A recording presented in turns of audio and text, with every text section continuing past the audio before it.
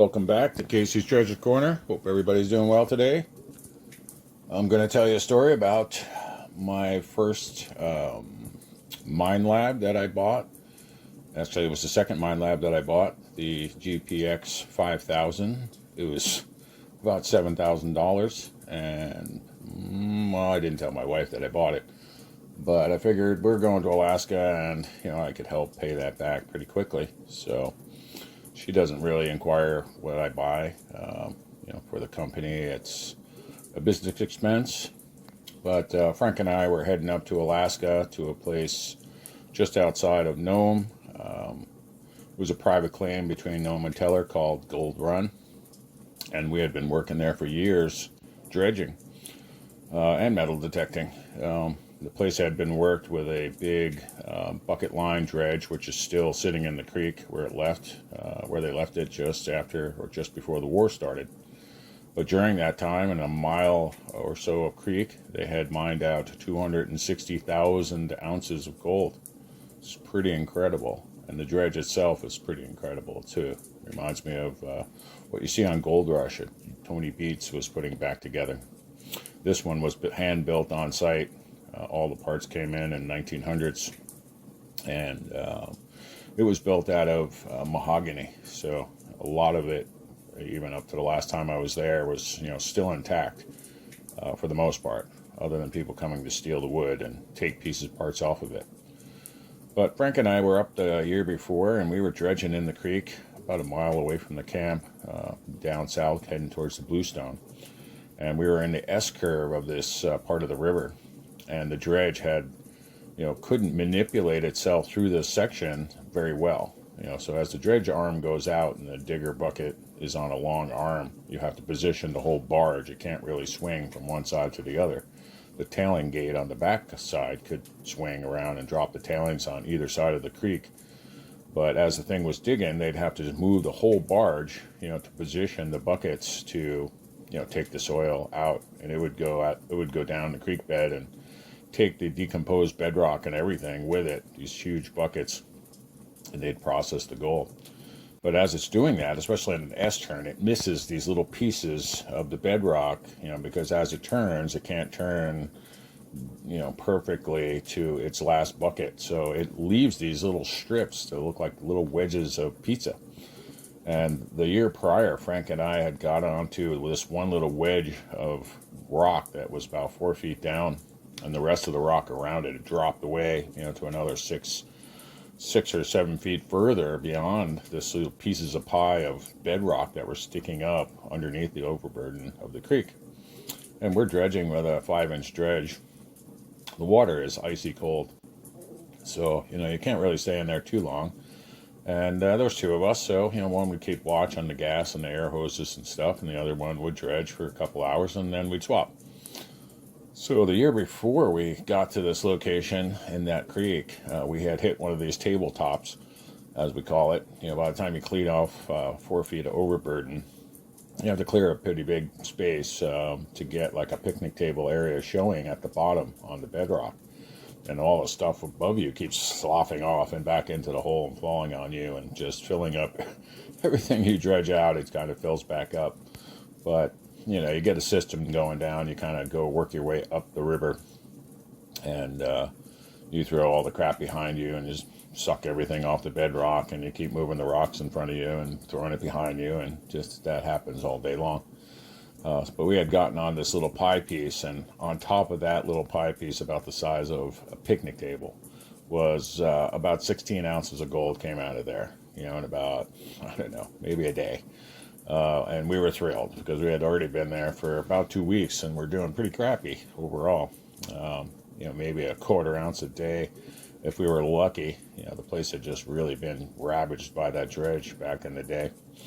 But we were super thrilled, and it was the end of our season, so we figured, okay, next year we'll come back and we'll go further down around this corner. We were on this inside bend of the corner of the river, and the bedrock at that point was, these little chunks sticking up where the dredge had missed, and we were like, yeah, this is going to be awesome for next year. So we came back the year after, all prepared and ready to go back to that spot, and Mother Nature had something else in store for us. So we got back down to the creek to survey it. I'm going to bring the gear down there. And we get down to that location, and over the winter, the creek must have gotten just, ginormous, or an ice dam or something, and just blew out the sides of the river, and all the banks and all the weeds and stuff were just scoured right off. And this section that we wanted to work in had these giant friggin' boulders just lined up in a row right across where we had dredged last year, and all the way down around the corner. They kind of petered out before the corner, made a switchback to, go back to the right. So this giant line of big boulders, I don't know where they came from. They, a mile up the creek closer to our camp, there isn't any big boulders. So I still, to this day, don't know how those boulders got in there. But they were giant boulders. I mean, we're not talking about little boulders. We're talking about, car engine size and half of a front side of a truck boulders lined up right on the spot where we wanted to dredge. So we started dredging around them, but it just got too dangerous. There wasn't a lot of water, in the creek. So even on that edge where we wanted to dredge, the water really was pushed out to the center of the creek more.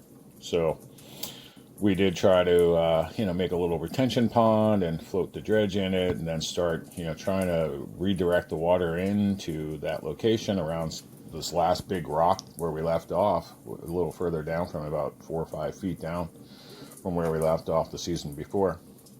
And it just got too dangerous. The rocks, you're trying to maneuver around a rock that's on the surface of all the soil that's sitting on the bedrock, 4 feet of overburden. And, you're trying to dredge out underneath it, around it, and make a hole for it to fall into, and not on you. And that's a lot of work with, a 5-inch vacuum cleaner. It's and most of the rocks are bigger than the hole, so they got to be moved by hand. And the water's icy, and it's crazy. And we're going through that for about a day and a half. We wasted trying to get around this rock to let it fall in this hole we made. And it just did not want to go in there. And it just got too dangerous trying to get underneath it and push it out of the way, and just basically dredge all the way around it. And it was sitting on this little pinnacle of soil, and it just kept sinking down, down, down. It didn't want to slide off and get out of the way. And that little ledge of rock, I could see it under there, that it went right under where this boulder sat. But finally, we just gave up on it and said, okay, we'll just wait. Maybe next year the Mother Nature will pull all those rocks out of there, and we can get back to business. So with that, we started picking around some other areas, and Frank was an early bird, so he'd get up at 6 o'clock in the morning, and he'd be raring to go, and he'd go to sleep at like 9 o'clock at night. So every night when we'd come in, strip off wetsuits, warm up, eat food, go relax a little bit. By 9 o'clock, Frank was snoring away, and so loud that the whole house would shake. So I had to be like super overtired to even get any sleep, because he snores so loud. But at 9 o'clock, it was like my cue. So Frank would go to bed, and then I would get all my gear on and take my new Mind Lab out, and I was going to go find some nugs. So, I start going out with the metal detector, and I'm just hitting all the spots that I'd been to in the past with my smaller metal detectors, and this Mind Lab could see, or you could detect, pretty decent sized nuggets, or even a small nugget, a couple feet down, which is a great advantage over everything else. So, I'm sweeping the creek, and, I'm not really finding much of anything. At one point I had swept down over an area where the Chinese had stacked up the rocks. They had come into the scene probably in the 30s and worked the river after the dredge had been through there.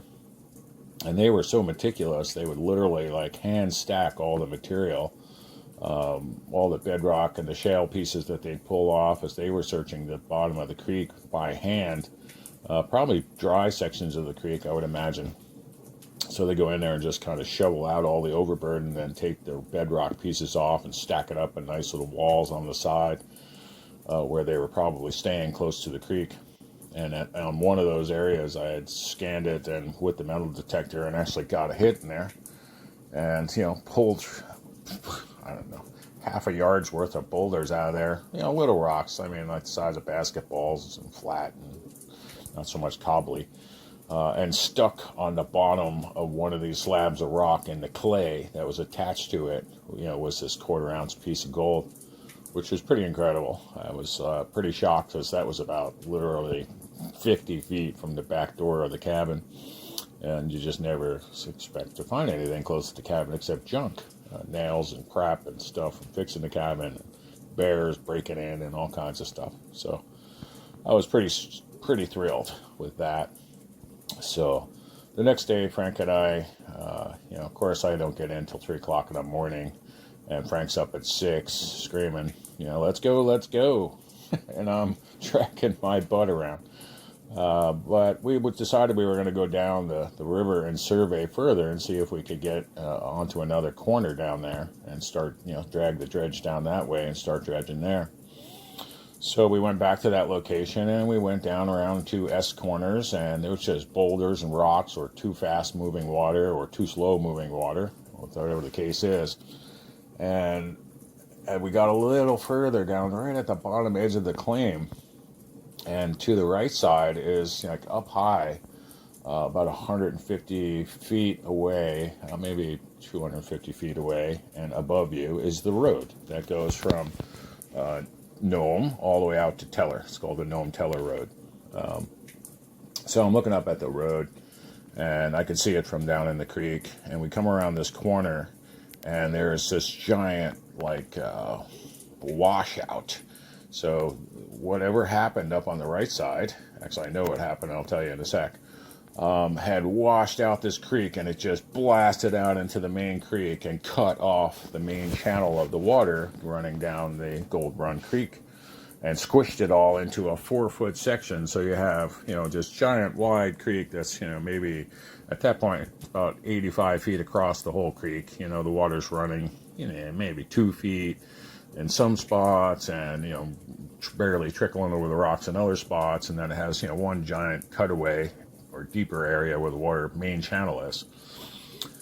And since this flood came out of the side of one side and blasted down into the creek, it took all the overburden from that side and just blasted it like a runway right out into the creek, and cut the creek off down to a 4-foot section where all the water had now funneled through and was flying through this section. With that, I was like, wow, look at that. So, Frank was a little crickety. He had just had his knees replaced about 4 months prior, and he couldn't walk back up that way. So I was pretty excited to see what this was going to be. But we went back to camp and made some dinner, and Frank went to sleep. And 9 o'clock or so, I put on all my gear, and what I mean by gear is, I grabbed my new Minelab, the 55 or the 5000 series, and a shovel and a pan and little clarifiers, my waders, and off I went. I went in down. I followed the road down until I could see the blast out section. And when I looked down, I was amazed to find that the Nome Council Road and the way it's built up through the tundra is just basically like somebody, decided they were going to put a road here through a valley alongside that creek, and they took all the tailings from all the old dredging works that were being done and built the road. So this road is at this point in time on this particular section, stacked up I don't know, maybe 65, 70 feet tall. It's just a giant berm of cobbles and debris and stuff that creates this road as it comes through this little valley, or crosses over this little valley. And the road itself, there must have been runoff prior. I remember looking down over the other side of that road to the right, all the way to the left of that road on the other side of it. And there's a valley that came down. There was a little creek down there. And that little creek, it's talking a little creek. It's like 1.5 feet wide, just a runoff, kind of like the headwater of a creek before it would drain into the main creek. And, when they built the road, they had, put a 6-foot culvert down there at the very bottom, right at that creek level. And then further up, they put the culvert in, and that was 6 feet, and then they filled in dirt and put about another 6 or 7 feet of dirt on top of that. And then as it got closer to the top, they put 3 more smaller culverts in a row, about 6 or 7 feet apart. They were like 18, 20-inch round culverts, metal, and they went right under the road to the other side. And I'd never seen anything come out of those. I even couldn't figure out even why they were up that high, because they were way up there. But obviously they knew something I didn't. So that year that the flood had come down and kind of planted all those boulders in our corner, couldn't dredge there. The water on the other side of that road must have frozen down at the bottom. And as it was coming through that 6-foot culvert pipe and it would freeze, then more water would build up behind it and go over the culvert pipe, and then it would freeze until the whole culvert, that whole 6-foot culvert, got filled with an ice plug. So the water on the other side of the road started to fill up the whole valley. I mean, we're talking like a small lake on the other side. And it got up to those 3-foot, or, those 3 20-inch round culverts. And that's, as I'm standing at the bottom there, that's like 25, 30 feet over my head, where the top of those little pipes come out into the wash there. And they also got filled up with ice. So the water level had built up almost to the top of the road on the other side of the street. And meanwhile, that plug down there at the bottom is like weeping water around it. It's got corrugations around it, so the water must be able to get through. It's trickling out the bottom. And I guess at that point, it blew out. That whole big plug of ice blew out and drained that whole side of this mini lake that was there and blasted down the canyon. It blew out so hard that the plug, what was on the other side when that 6-foot culvert was there and the ice was in, it was just this little tiny creek that kind of wound its way down to the main river, about 200 feet away, downhill at like a 40 degree angle. But when that plug blew out, it took everything. It's just like power washed that hill, and the ice and everything took every piece of overburden off right to the bedrock. And it came down the hill, came out of the pipe, blasted a freaking hole right out in front of it, right into the bedrock. And then, gravity started taking it to the left. It went down to the left, hit a section of very hard white quartz that was just beautiful stuff. And it couldn't get blasted, like a hole through the quartz, but couldn't get past the quartz. And then finally it took the path of least resistance to the right and blasted another hole straight down the canyon. So all of this water that had gushed through there, and it probably went through in maybe less than an hour, looking at it, it was just crazy looking at it. And what used to be a little tiny creek, a foot wide, was now just a giant trench that was 30 feet deep, steep on all the sides from the overburden falling off the top. Bedrock was exposed all the way down to the main section of the creek where Frank and I had seen it from the bottom side coming up. And I was super excited. I climbed down in there and I clicked on the metal detector, started detecting, and almost immediately found my first piece of gold.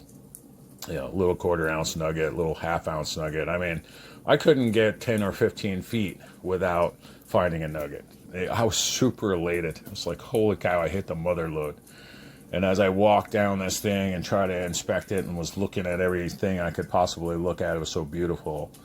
I'm detecting the whole way, and, every little hit I would get, it was just pull out these little nuggets. They were only down like 3 or 4 inches or stuck in the crack of the bedrock, which was right there. So I had basically scanned the whole bottom of this creek all the way around the corner and all the way down towards the main creek. And this was the first time ever that I had come around the corner towards the bottom, and the water had undercut this area that was softer rock, and it swirled around in there, and mud and everything else had gotten into that side, and there was all bedrock showing all the way around it, and it made this little pool, and dug out the pool and then shot all that material off into the main creek. And so I'm standing there looking at it, and as I look down, I'm standing on the front edge of this thing as it would spill over and go towards the main creek, which is maybe 30 feet behind me. I'm looking down and I see a nugget. I see it. It's the first nugget I actually saw and that Ben just bent over and picked up without a metal detector, without anything. I was so elated because that just never happens. I've never just looked down and saw a nugget just there. So I was super stoked, and that one was really nice. It was, kind of a smooth, elongated piece of gold. It was about a little over a 1/2 ounce.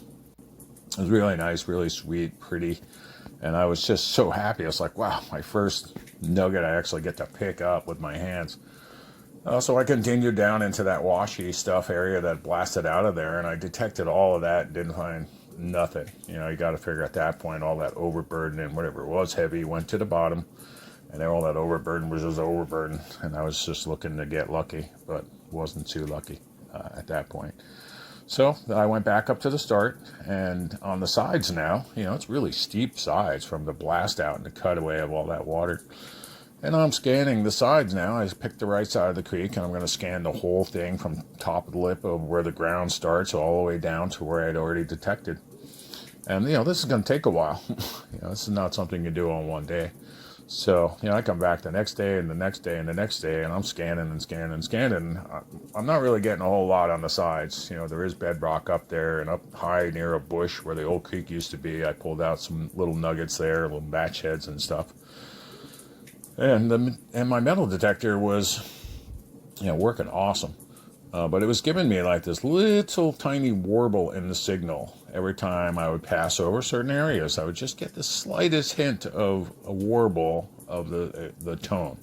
You keep the threshold, what's called threshold, which is a constant noise or pitch of a noise in your ears and in your headphones. And, that's your indicator. When you hear the change in that signal, that there's something that you just passed over.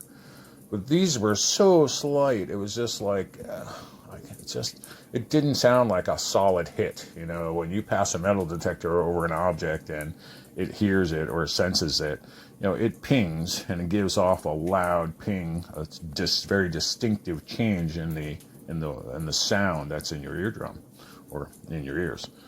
So I'm going along, and I kept hearing these like little tiny changes in the signal, but I just disregarded it as like, just some kind of change in the signal and not, nothing. It didn't sound like a hit, didn't bang off like here's a hit, there's something here. And I got like 10 or 15 of those as I went down the side of this creek. And, I just didn't do anything about it. I just disregarded them. And I got back out into the flat of the creek, and directly across where all this blasted out, up in the weeds, and it's kind of now you're at the Y of a creek, further down to your right as you come out, where Frank and I had walked up to, the creek split, and it turned into a part of the bluestone went the other way. So I had noticed across the creek from there was all these giant cobble piles up there, all hand stacked. So I went back down the creek further to a section I could cross where the water was only like 2 feet. And then I started, metal detecting over there, even through the cobbles, hoping that I'd get lucky and pick up another nugget stuck to the bottom of one of those cobbles.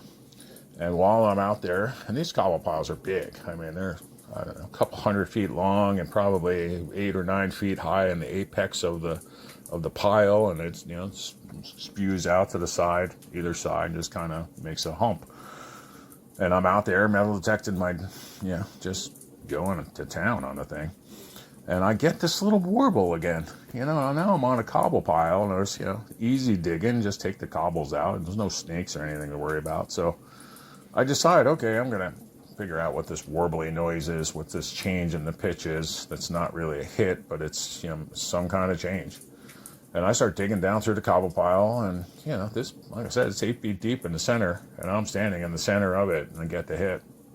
And I start clearing rocks out of the way, and I stick the metal detector in there. It gets louder, and I'm like, oh, cool. And I take more out, and then, now I get the head of the detector down there, and it's still getting louder and louder, and now I'm getting excited. I'm like, that means all those light noises up there are definitely deeper targets, and I'm going to have to go back and explore all those. But I follow this one all the way down, and I got to keep widening the hole to get down in there. So I finally get a hole that's like 3 foot wide, and I'm almost down to the bottom. It's taken me about 2 hours to dig that out, throw the rocks out of there, and I get all the way to the bottom. I'm standing in this hole of cobbles on dry land, and there's the top of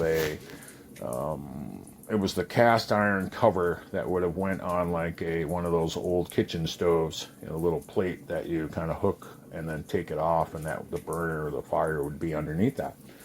And I'm like, wow, this thing is pretty powerful. this metal detector, to pick up this lid 7 feet down on top of this cobble pile. And what started out as that little warble to the signal, turned into a loud screaming hit by the time I got that close. I could tell at that point, though, even 2 feet away, that wasn't a piece of gold. But I wanted to figure out what it was since I had dug down that far. The signal in the mine lab definitely has discrimination towards metals and or to gold. And the change in pitch in the signal is very, I wouldn't say it's super distinct, but, my thought pattern is, dig up every target. I don't care what the signal is. So you're in Alaska. There's not going to be too much garbage, and any garbage you find might be interesting. So, with that, I took it out and took it home, or took it back to the camp, and, it becomes a wall hanger over there. But we're going along, and, I'm going along, and I go back up the canyon now, and I'm like, okay, so all these little warbly hits that I got in the signature are actually something down there. So I get back to the first one on the side of the hill, and I dig, and I dig, and I dig, and I get down like 2 feet, and I'm like, I'm still getting the signal. It's getting louder, but it's like an intermittent signal. I'd swing the coil over it one way and get a good hit, and I'd swing it the other way and get nothing. Get like a little warble to the signal. I'm like, I'm not sure what that is. But I dug, and I started pulling the pieces of bedrock off the top that were underneath there, and there'd be this little tiny flat nugget in there, wedged into the space between the bedrock, and it had been there for a long time. And because of the angle of the bedrock, the way I swing it one way, my detector, the flat little side that was maybe like the size of a half a pea, the detector could see that very well.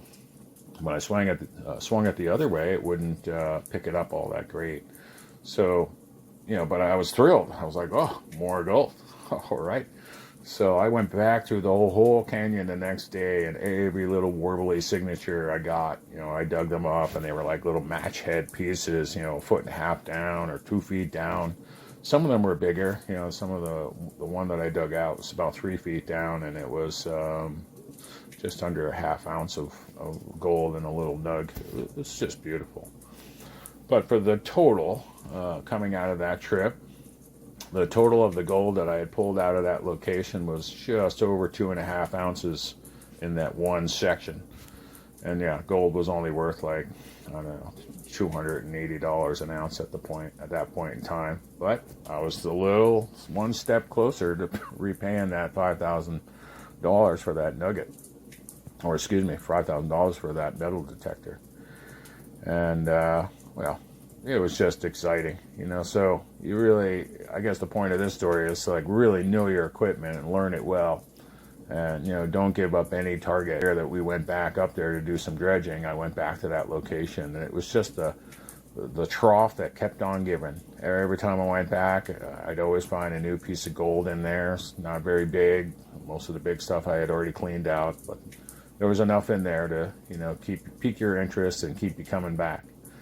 And, it's been a good 10 or 12 years now since I've been back to that location. And, that spot is like the first place I'm ever, when I go back there, and I know I will someday, that's going to be the first place I jump down into and go check out again, just see what's been replenished or been uncovered. But it's a pretty incredible place overall.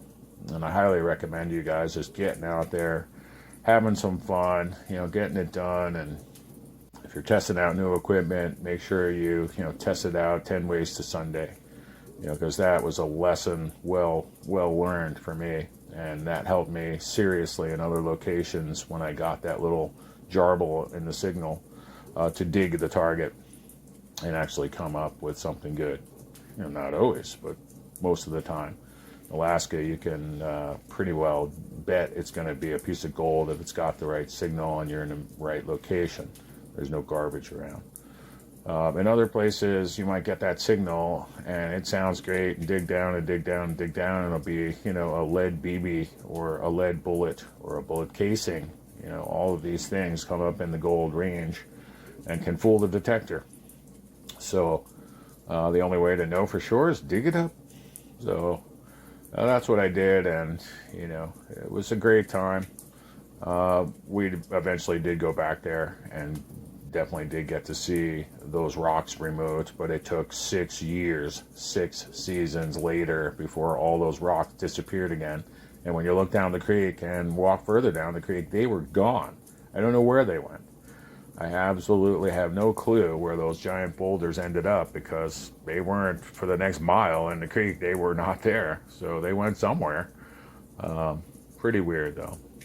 But by that time, 6 years later, when we went back to do some work out there, the person's claim who we were working on, they had the family had taken the claim back, the females of the family, and they actually got it's either History Channel or Discovery Channel to do a show on their dad, and it was the show was called Alaska Gold Diggers, and it was the mom and a couple of the daughters who were in the show, and they were talking about their dad, Popper, how he had started the claim out there in the 1900s, and all the work that he did, all the gold that he found, and just, an incredible story.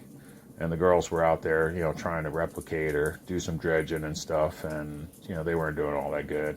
I mean, they were, they had help. They had some other characters that they brought in to help them, but we had dredged the crap out of that place for years, and, and besides the big dredge going through there, so it was very interesting. And it's still out there on, I guess you can find it in the archives from History Channel. Really, pretty entertaining show, but it was great for me to see all of the stuff that we left behind, as the show came in and opened the cabin purportedly for the first time since 1900s when Popper left. That quite wasn't the case, and, as they're coming through the cabin, my dry suit's on the bed, from the season before, just waiting to be, put on. And they're like, oh, nothing's been touched since Popper left.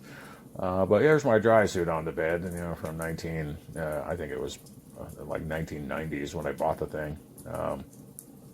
So, yeah, it kind of outdated that, but I guess no one figured it out. So, anyway, you guys be good. Always check your equipment. Always test the daylights out of it. And don't let any signal, go unchecked, or you could be sorry. So, all right, guys. Hope you have a great night, and I'll see you soon. Casey's Treasure Corner. Don't forget, our NFT is going to be minting soon, so keep your eyes open for that. Treasure Quest Club, and we'll see you next time.